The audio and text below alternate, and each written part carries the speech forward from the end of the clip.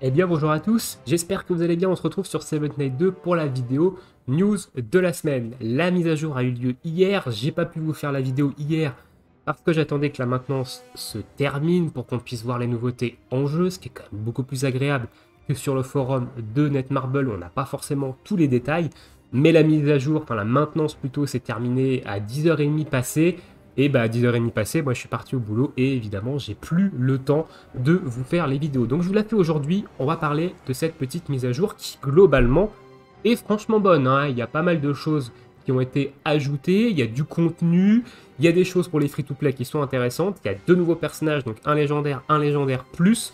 On les analysera du coup en fin de vidéo et je vous dirai si c'est intéressant ou pas, selon moi, d'aller invoquer dessus. On va commencer par le contenu du jeu qui a été ajouté. Donc dans un premier temps, ils ont ajouté le chapitre 11 du scénario principal. Donc en difficulté facile, normale, difficile et très difficile. Donc ça, bah, c'est très bien. Ça fait des rubis, ça fait des récompenses, ça fait des choses à faire. Donc pour les free-to-play et même pour les joueurs globalement, c'est très bien. Surtout pour ceux qui attendent la suite de l'histoire, c'est cool. On a également un nouveau mode de jeu qui s'appelle Plateau. Alors Plateau, ça va être tout simplement des espèces de mini-chapitres qui vont être en relation avec des héros. Donc là, ils ont sorti Mercure et Chris dans cette mise à jour. Donc ils ont mis les souvenirs du héros, de Mercure et de Chris. Donc ça va être des histoires propres à chaque héros. Vous allez avoir des mini-quêtes à faire et vous allez avoir des paliers à monter. Donc évidemment, les paliers correspondent aux petits points ici, hein, et à partir du palier 5, 10, 15 et 20, vous avez des récompenses en rubis. Donc chaque chapitre global va vous donner une multi en rubis. Donc là, moi, je suis au chapitre 11. Enfin, je suis à la quête 11 pour Chris, Seigneur de l'Enfer, et pour Mercure Savant Fou, je suis à la quête numéro 15, et elle est un petit peu costaud. Voilà, le boss sur la quête numéro 15 est un petit peu costaud, donc on va un petit peu attendre, mais ça donne des petites récompenses plutôt sympas. Vous avez des pierres d'amélioration légendaires, ici on voit qu'on a des pierres d'amélioration spéciales également, ce qui est très bien pour améliorer les stuffs, donc globalement, c'est bien. Les rubis en plus de ça, c'est cool pour les free-to-play, donc ça c'est un très bon mode de jeu qui va sûrement être amélioré à chaque mise à jour. À chaque fois qu'ils vont ajouter en fait de nouveaux héros, ils vont sûrement rajouter des souvenirs du héros avec donc des récompenses supplémentaires. Donc ça c'est cool. Ensuite, il y a eu deux trois petites améliorations au niveau ergonomique. Donc au niveau de l'arène, ils ont changé le temps des combats. Avant, on avait un temps de combat de 5 minutes maximum. Au bout de 5 minutes, si le combat n'était pas terminé, c'était le joueur qui avait le plus de points de vie global qui gagnait le match. Ce temps a été réduit à 3 minutes. Voilà. En général, les combats durent pas 3 minutes. Alors peut-être pas à mon niveau ça va très très vite, ça dure moins d'une minute. Peut-être à plus haut niveau, quand il y a des bijoux avec de la résurrection, etc., peut-être que ça dure un petit peu plus que ça, et du coup peut-être qu'il y avait des combats qui s'éternisaient un peu à cause de ça. Donc ils ont réduit le temps de 5 à 3 minutes au niveau des combats d'arène. Ensuite, il y a eu une autre amélioration au niveau du raid, donc au niveau du raid du 8 joueurs notamment, où ils ont rajouté des paliers de difficulté. Ils ont rajouté du palier 11 au palier 15, et il y a un sacré gap de niveau. Entre un palier 10 et un palier 11, le boss il n'a pas les mêmes stats, hein. Regardez bien les stats au niveau de l'attaque. Sur le palier 10, on est sur du 14 800 d'attaque.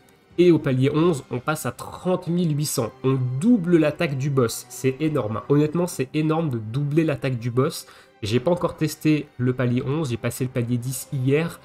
À mon avis, le palier 11 doit frapper très fort. Donc voilà. Donc nouveau palier dans le raid Saleos solo. Et bien entendu, dans le raid évidemment d'équipe, ils ont rajouté également deux nouveaux paliers, à savoir le palier 5 et le palier 6. Donc le palier 5, il faut finir le palier 12 en solo. Et le palier 6, il faut finir le palier 14 en solo. Ensuite, ils ont rajouté également des familiers dans le jeu. Donc au niveau des familiers, on en a trois. On a un familier gratuit qu'on obtient via un événement, qui est le familier de Shay de Shay Nouvel An. Donc celui-ci, tenue du Nouvel An Shay, qui va sur son actif soigner toute l'équipe, et sur son passif, on va avoir un 8% attaque d'FPV. 16% de gain d'or, 16% de taux d'obtention et 9% d'efficacité de la stat in your def et de défense dans les raids 4 et 8 joueurs. C'est pas non plus un familier extraordinaire, hein, mais c'est un familier gratuit. Why not?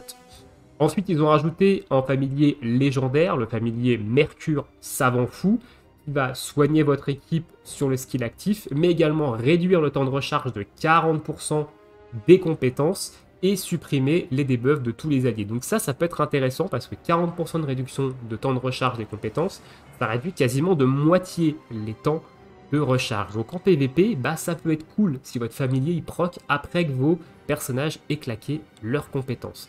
Au niveau de son skill passif, on va avoir 10% attaque d'FPV, 20% de gain d'or, 20% de taux d'obtention, 21% de taux de critique, ça c'est très bien, et 21% de chance de combo également, ça c'est très bien. Donc c'est un familier qui va être intéressant en PVP, voire très fort en PVP, et intéressant également en PVE, parce qu'il a de bonnes stats passives. Et le dernier familier qui a été rajouté, c'est le Rudy Légendaire Plus, donc c'est un familier Légendaire Plus, et lui, pour le coup, il est vraiment OP, hein. Donc au niveau de l'actif, ça va soigner l'équipe de beaucoup, hein, 70% plus 13 000, ça vous met quasiment full vie toute votre équipe. Ça va immuniser aux dégâts pendant 6 secondes tous les personnages de votre équipe. 6 secondes, bon, ça paraît pas comme ça, mais c'est très long. Je peux vous garantir qu'en PVP, si vous tombez sur un mec qui a ce familier-là, et qui vous claque l'immunité de 6 secondes, pendant 6 secondes, vous ne lui faites aucun dégât, et lui, il vous démonte. Hein. Donc 6 secondes, c'est extrêmement long en PVP, c'est extrêmement fort même. Augmentation de la jauge d'ultime de 20% en plus de ça, donc pendant 6 secondes, il va pouvoir vous taper sans que vous puissiez lui faire de dégâts, donc il va charger ses ultimes, et il va gagner 20% sur tous ses ults, donc potentiellement, il va vous ultime avant, donc il risque de vous pulvériser. Et ensuite de ça, comme si c'était pas assez, augmentation de l'attaque tous les 500 points de défense pendant 15 secondes et c'est permanent, ça veut dire que vous ne pouvez pas lui debuff le buff pendant les 15 secondes pendant sa durée.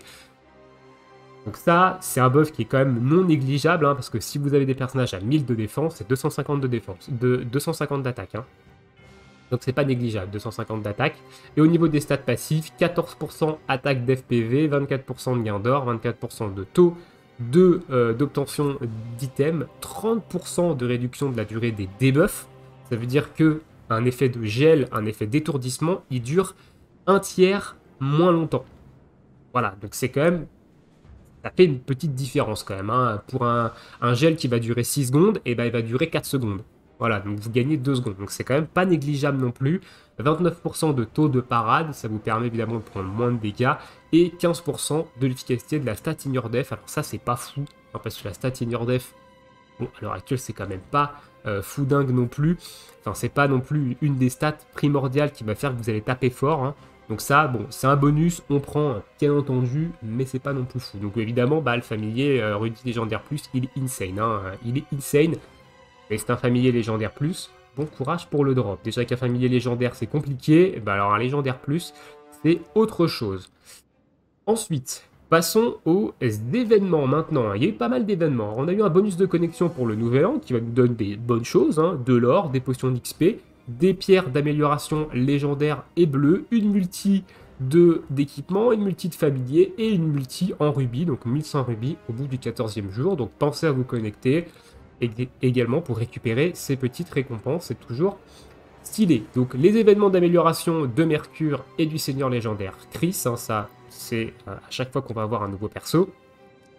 Un festival d'invocation du Nouvel An, donc vous allez récupérer des récompenses quand vous allez faire des invocations sur les portails de héros. Alors moi j'ai fait que les 4 premières parce que j'irai pas invoquer jusqu'à 100, hein, j'irai pas faire 10 multis pour récupérer derrière 2 multis de héros. Voilà, les portails ne m'intéressent pas, donc j'ai pas envie. Déjà qu'on nous force à invoquer 30 fois dans l'événement d'après, ça me fait un peu grincer les dents, mais j'en ai déjà parlé à ce niveau-là. Donc voilà, donc moi j'ai fait les 3 multis pour l'événement d'après, et j'en ai fait une supplémentaire parce que on la récupère en fait. Il nous donne un ticket de héros x10, donc c'est comme si elle était gratuite. La 4e, donc je l'ai faite. Et au niveau de l'événement en jeu, l'événement classique, on se tape à toutes les mises à jour depuis le début du jeu, où il vous demande d'invoquer 30 héros, donc de faire 3 multis sur un portail de héros.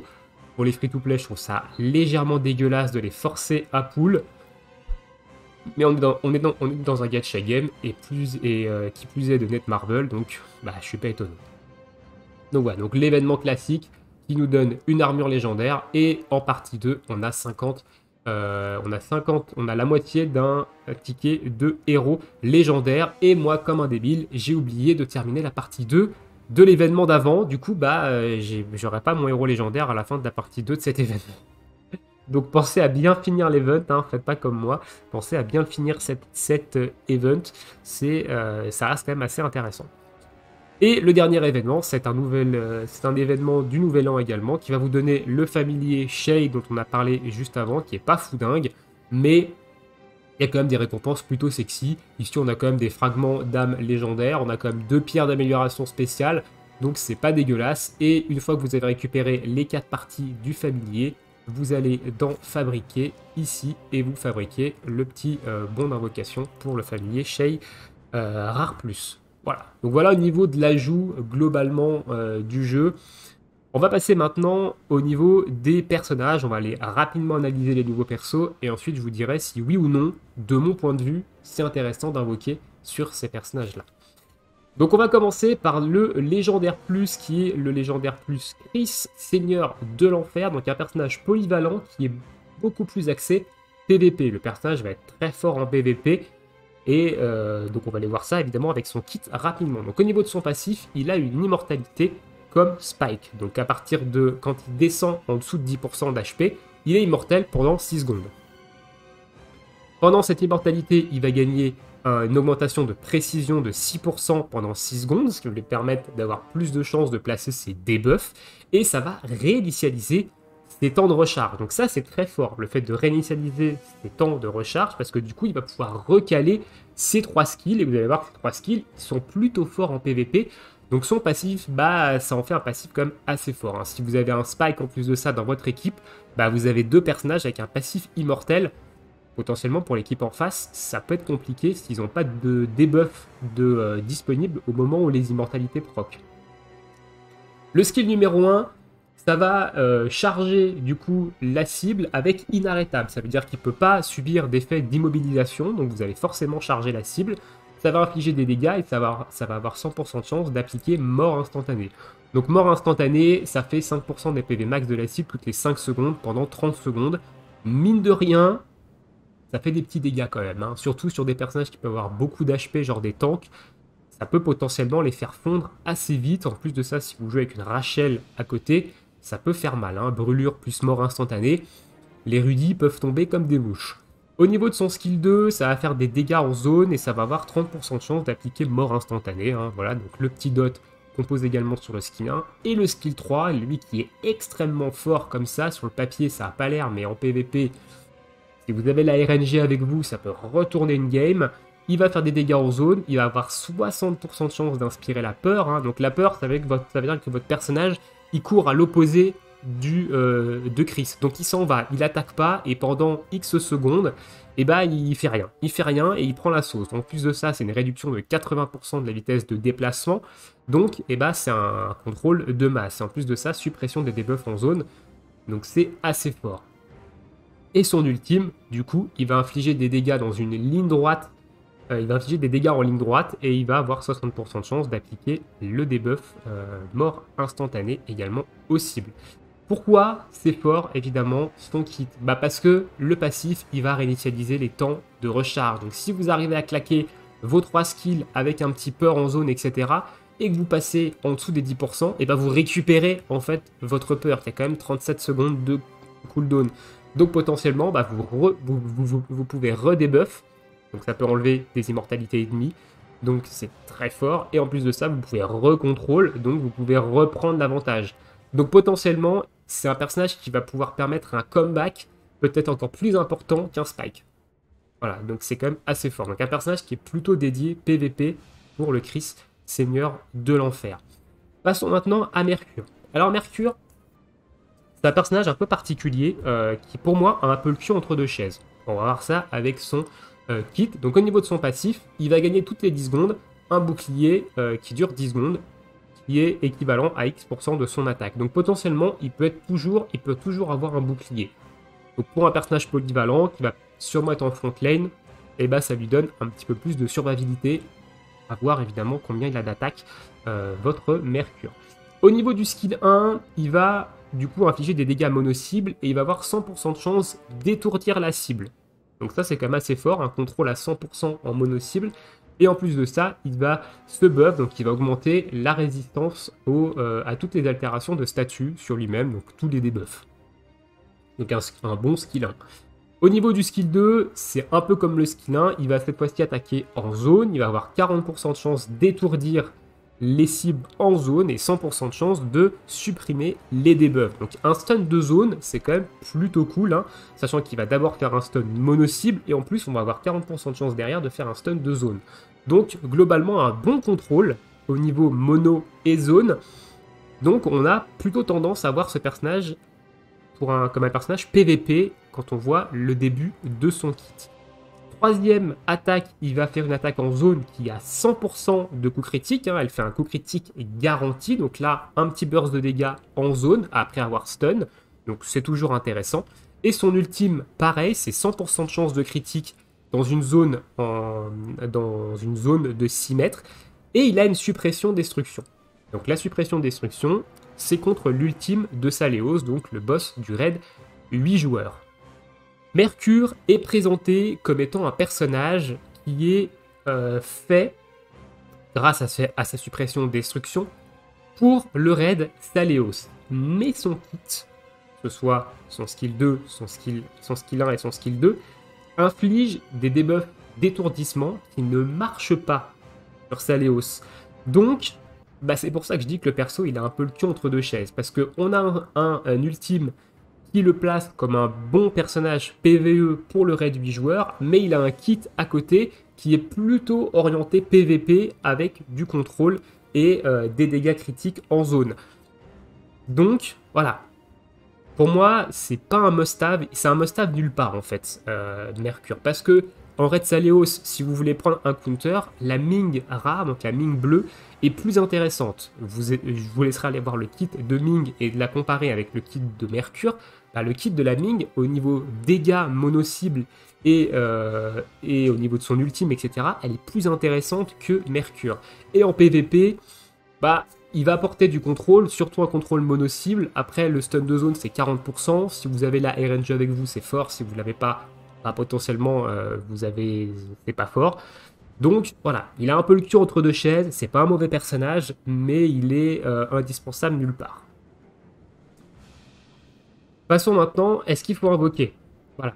Au niveau des portails, il y a du coup le portail de Chris qui est ici, donc de Chris légendaire. Alors moi je suis à 70 de pity parce que j'avais déjà fait les 30 invocations de la mage d'avant, j'ai fait les 40 invocations de cette mage là, sachant que cette pity là, elle se transfère d'un portail spécial à l'autre. C'est pour ça que si vous ne voulez pas invoquer sur un portail en particulier, mais que vous avez besoin de faire les 30 invocations pour l'événement, je vous conseille de les faire sur l'invocation spéciale, parce que la pity se transfère. Donc petit à petit, au fil des mages, vous allez dropper un légendaire, voire légendaire plus, garanti. Donc ça peut être intéressant. Donc le portail ici, voilà. Maintenant c'est un légendaire plus Chris, il a l'air extrêmement fort en PvP. Maintenant, vu que c'est un légendaire plus, le taux de drop est extrêmement bas, même sur un portail d'invocation spéciale.